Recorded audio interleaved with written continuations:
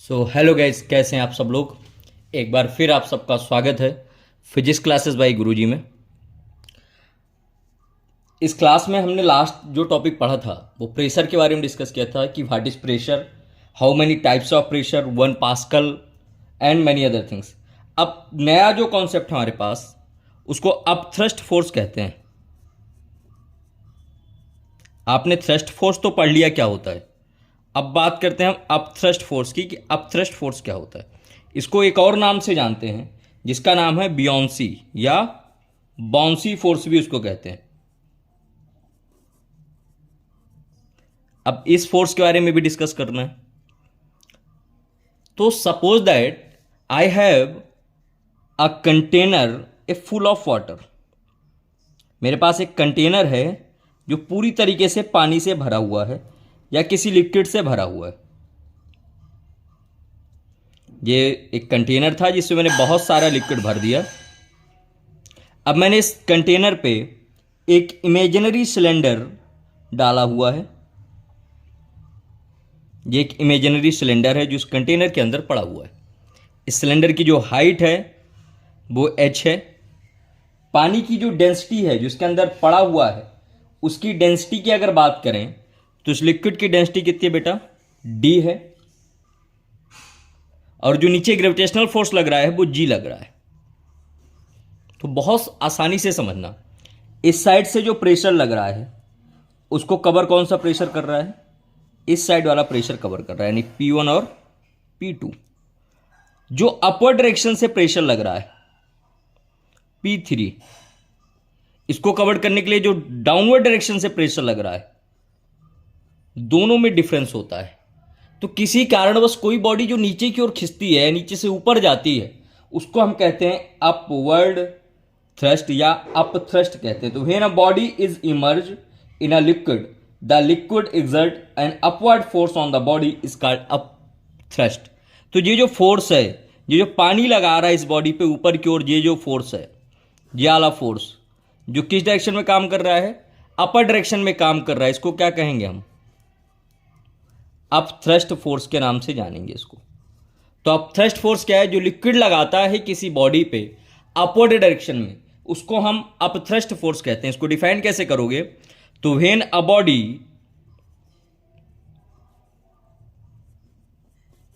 Is, कहां पर है बॉडी, लिक्विड में है, emerged in a liquid, when a body is immersed in a liquid, the liquid exerted या exert an upward force on the body। कहां पर force लगाता है, अपवर्ड डायरेक्शन में फोर्स लगाता है। An upward force on a body is called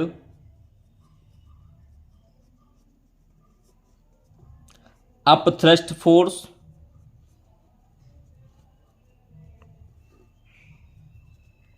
और bouncy force.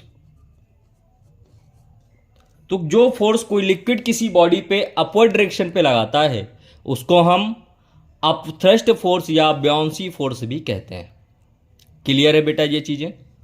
चलो, ऐसे कौन से फैक्टर हैं जो अपथ्रस्ट फोर्स या बाउंसी फोर्स को इफेक्ट करने का काम करते हैं, क्योंकि कोई भी चीज होगी वो इफेक्ट तो होगी। तो ऐसे कौन से फैक्टर्स हैं जो इस फोर्स को अफेक्ट करते हैं।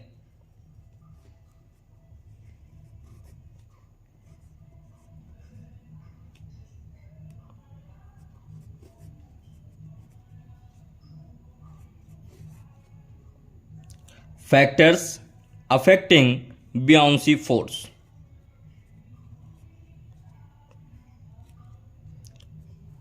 ऐसे कौन से फैक्टर हैं जो अफेक्ट कर रहे हैं, तो जितना ज्यादा larger the volume of the body emerge in the liquid, greater is the upthrust force.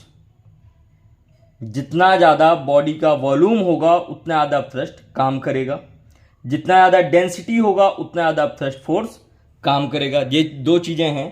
तो क्या क्या चीज़ें इफेक्ट कर रही हैं? पहली चीज़ जो इफेक्ट कर रही है वो साइज इफेक्ट कर रही है। दूसरी चीज़ जो इफेक्ट कर रही है वो डेंसिटी इफेक्ट कर रही है। तो लार्जर द साइज और वॉल्यूम, ये जितना ज़्यादा बड़ा होगा, लार्जर द साइज और वॉल्यूम, उतना ज़्यादा ही अब थ्रस्ट फोर्स आपका बढ़ेगा। मतलब एक चीज समझो, किसी बॉडी का जितना ज़्यादा वॉल्यूम होगा उतना ज़्यादा अब थ्रस्ट फोर्स उस पर काम करेगा। इसको लिखोगे कैसे? वर्डिंग में कैसे डालोगे? तो इसको वर्डिंग में डालने के लिए क्या लिखोगे? Larger the volume of the body, larger the volume of the body submerge in the liquid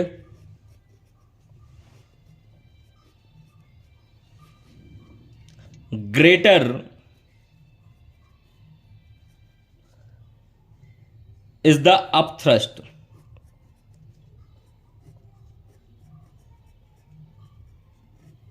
तो जितना ज़्यादा वॉल्यूम होगा उतना ज़्यादा क्या होगा बेटा? अप थ्रस्ट फोर्स काम करेगा। चलो सेकेंड पॉइंट में आते हैं। ऐसा कौन सा पॉइंट है जो इफेक्ट कर रहा है? तो जो दूसरा पॉइंट इफेक्ट करता है वो है डेंसिटी।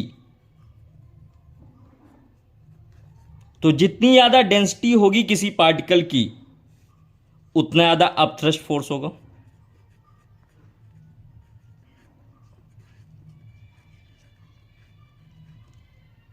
डेंसिटी जितनी ज़्यादा अप थ्रस्ट फोर्स उतना ज़्यादा, साइज या वॉल्यूम जितना ज़्यादा अप थ्रस्ट फोर्स उतना ही ज़्यादा। क्लियर है यहाँ तक? चलो अब इसके बेस पे एक साइंटिस्ट थे आर्किमिडीज, उन्होंने एक प्रिंसिपल दिया था। उन्होंने बताया था कि कोई बॉडी जितना भी ज़्यादा लिक्विड पे इमर्ज करती है, कंप्लीटली हो पार्शली हो, वो उतना फोर्स एक्सपीरियंस करती है, उतना थ्रस्ट फोर्स एक्सपीरियंस करती है। मतलब जितना ज़्यादा वो डूबेगी उतना ज़्यादा फोर्स एक्सपीरियंस करेगी। तो इसी बेसिस पे है आर्किमिडीज प्रिंसिपल।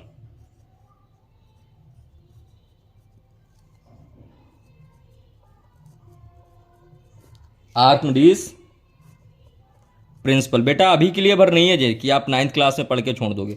11th क्लास में फ्लूइड का पूरा चैप्टर है, जहां पर फ्लूइड को पूरा डिटेल में पढ़ना है कि फ्लूइड क्या होता है, कितने टाइप का होता है, कैसे क्या काम करता है। वैसे ही 9th क्लास में केवल बेसिक है। तो क्या कहता है आर्किमिडीज प्रिंसिपल? कोई बॉडी अगर डूबी हुई है किसी लिक्विड में तो जो अप थ्रस्ट फोर्स है वो बॉडी द्वारा लगाए गए फोर्स के बराबर होगा। कैसे डिफाइन करोगे? Archimedes principal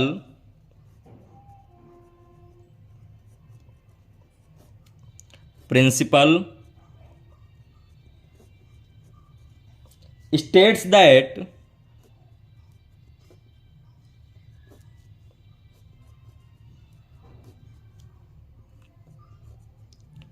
when a body is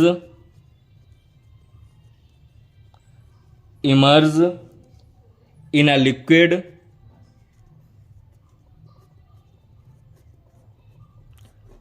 partially और कंप्लीटली, हाफ डूबी हो या पूरी तरह डूबी हो,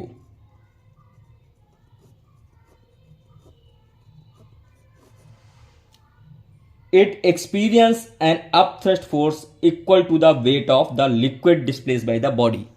किसके बराबर एक्सपीरियंस करती है? it experience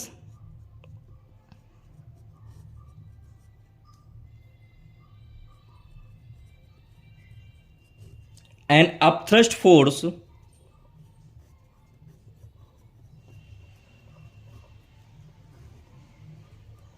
it experience an upthrust force equal to the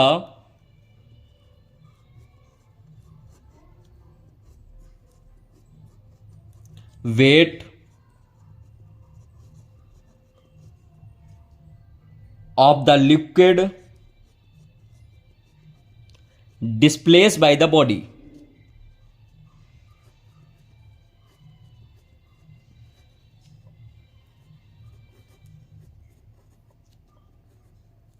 मतलब कोई बॉडी जितना ज्यादा लिक्विड को डिस्प्लेस करेगी उतना ही अपथ्रस्ट फोर्स उस पर काम करेगा। तो एफ इक्वल क्या होता है, वी डी जी। यहां पर वी क्या है तुम्हारा, वॉल्यूम है, किसका बेटा, बॉडी का। डी क्या है तुम्हारा, डेंसिटी है, किसकी, लिक्विड की। जी क्या है तुम्हारा, एक्सलेशन, या इसको ग्रेविटेशनल के नाम से भी जानते हैं। क्लियर है यहां तक। अब एक शब्द सुन रहे हो, डेंसिटी डेंसिटी। डेंसिटी क्या होता है, कुछ नहीं होता है density. Density simple mass upon volume. कैसे निकालोगे डेंसिटी, एक रेशियो होता है। डेंसिटी रेशियो है मास का और वॉल्यूम का। किसका किसका रेशियो है, मास का और वॉल्यूम का, यानी कि m अपॉन वी का। यूनिट क्या होगा, kg पर मीटर क्यूब। क्लियर है। अगर कोई लिक्विड है 1 ग्राम सेंटीमीटर क्यूब, तो डेंसिटी क्या होगी, 1000 kg पर मीटर क्यूब। अब एक सवाल आता है, सर बहुत सारे डिफरेंट सब्सटेंस है, क्या उनकी डेंसिटी डिफरेंट होगी। हाँ, तो different substance have different density which gets affected by temperature. जो किसके कारण इफेक्ट करती है, टेम्परेचर कारण इफेक्ट करती है। तो देखो, different substances have different density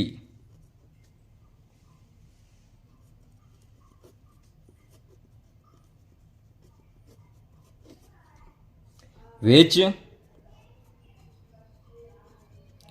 gets affected by temperature. किस कारण इफेक्ट करती है वो, टेम्परेचर कारण इफेक्ट करती है। लास्ट टॉपिक है इस चैप्टर का, उसको और क्लियर कर लो, फिर हम इसके न्यूमेरिकल करेंगे। रिलेटिव डेंसिटी क्या होती है, किसी भी लिक्विड की अगर हमें रिलेटिव डेंसिटी निकालनी है तो वो भी एक रेशियो है, density of substance and density of water at 4 degree Celsius. क्या निकालोगे, जिसकी भी निकालनी है, density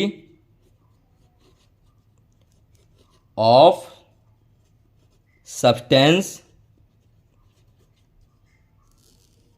upon density of water at 4 degree Celsius. तो ये था हमारा चैप्टर 2 फिजिक्स का, जिसका नाम है force and law of motion. यहाँ पर इसकी सारी थ्योरी समाप्त होती है। इसके आगे हम इसके न्यूमेरिकल्स पे बात करेंगे कि इसके न्यूमेरिकल क्या क्या है। आशा करता हूँ कि आपको ये पूरा चैप्टर समझ में आया होगा। अगर आया है तो मेरे चैनल को लाइक करो, शेयर करो और सब्सक्राइब करो। तब तक के लिए थैंक यू वेरी मच। मिलते हैं नेक्स्ट टॉपिक के साथ। Bye bye.